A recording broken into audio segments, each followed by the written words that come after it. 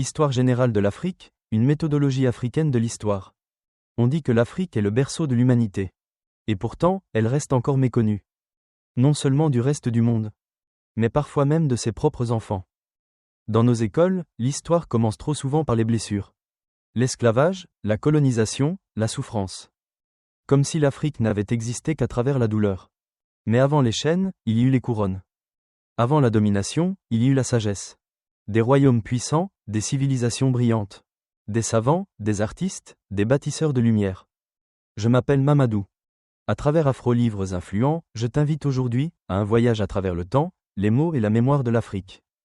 Celle qui ne se lit pas toujours dans les manuels, mais qui vit encore dans les livres oubliés. Parce que comprendre l'Afrique, c'est comprendre d'où vient le monde. C'est déjà commencer à guérir. Écrire l'histoire de l'Afrique, ce n'est pas simple. Ce n'est pas seulement rassembler des dates et des faits. C'est retrouver la mémoire dispersée d'un continent qui a souvent été trahi par les mots des autres. Joseph Kizerbo, grand historien burkinabé, s'est posé une question essentielle. Comment écrire notre propre histoire ? Pendant longtemps, les récits sur l'Afrique ont été écrits de l'extérieur. Les conquérants, les missionnaires, les colons ont raconté ce qu'ils croyaient voir. Mais rarement ce que les Africains vivaient et pensaient réellement. Pour Kizerbo, il fallait donc inventer une nouvelle méthode. Une manière africaine de comprendre le passé. Cette méthodologie africaine de l'histoire repose sur un principe fondamental. L'Afrique doit être le sujet de son histoire, non son objet. Cela signifie que les Africains doivent observer, questionner, comparer et raconter à partir de leur propre regard. Car personne ne peut mieux comprendre un peuple que lui-même. Pour Kizerbo, la vérité historique ne se cache pas seulement dans les archives écrites, mais aussi dans les objets, les gestes, les langues, les rites et les chants. L'historien doit devenir à la fois chercheur, archéologue et poète. Dans la démarche scientifique africaine, il ne suffit pas de copier les méthodes occidentales.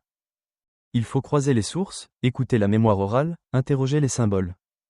Une parole de griot vaut parfois autant qu'un document officiel. Car elle transmet des vérités que le papier n'a jamais su écrire. Kizerbo appelait cela « la pluralité des sources ». Il invitait les historiens à combiner l'archéologie, la linguistique, l'ethnologie, la tradition et la géographie. L'Afrique ne parle pas d'une seule voix, mais de 1000 voix qui se répondent et se complètent. Cette approche, c'est aussi une philosophie. Car écrire l'histoire, c'est redonner sens à l'existence. Chaque peuple a le droit d'interpréter son passé selon sa propre expérience. Ce n'est pas du repli, c'est de la souveraineté intellectuelle.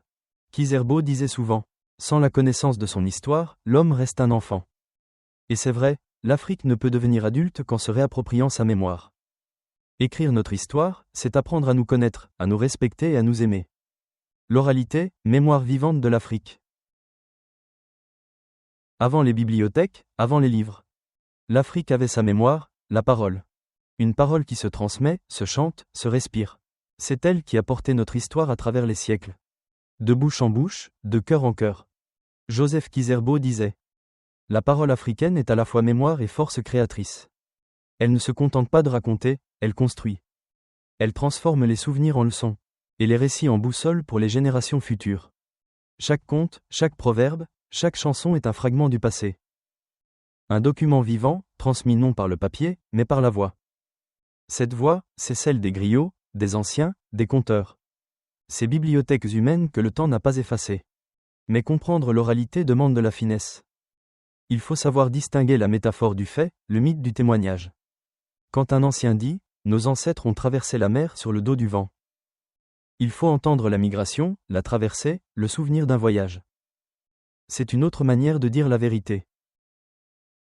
L'Afrique n'a jamais été sans mémoire. Elle l'a simplement gardée dans la bouche de ses enfants. Et dans chaque mot prononcé, il y a un monde de sens. Le conteur n'est pas un simple narrateur. Il est le gardien du lien entre le passé et le présent. Pour Kizerbo, la tradition orale n'est pas un souvenir figé. C'est une matière vivante, toujours en mouvement. Chaque fois qu'un griot parle, il renouvelle l'histoire. Il y ajoute sa voix, son époque, son émotion. C'est ainsi que l'Afrique a traversé le temps. Sans perdre son âme malgré la colonisation, l'esclavage, l'exil. Car tant que la parole existe, le peuple vit. Alors écoutons nos anciens. Écoutons nos contes, nos proverbes, nos chants. Ils sont plus qu'un souvenir, ils sont notre avenir. Quand un vieillard meurt, c'est une bibliothèque qui brûle, disait Amadou Hampâté Bâ. Et moi, je veux que ces bibliothèques continuent de parler. Merci d'avoir voyagé avec moi à travers les mots d'éminents penseurs afro-descendants et les rêves de nos anciens. Si cette traversée t'a inspiré, laisse ton empreinte en commentaire. N'oublie pas de t'abonner pour ne pas manquer la prochaine voix du monde afro. Moi, c'est Mamadou, on se retrouve très bientôt pour un nouvel épisode d'Afro Livres Influents.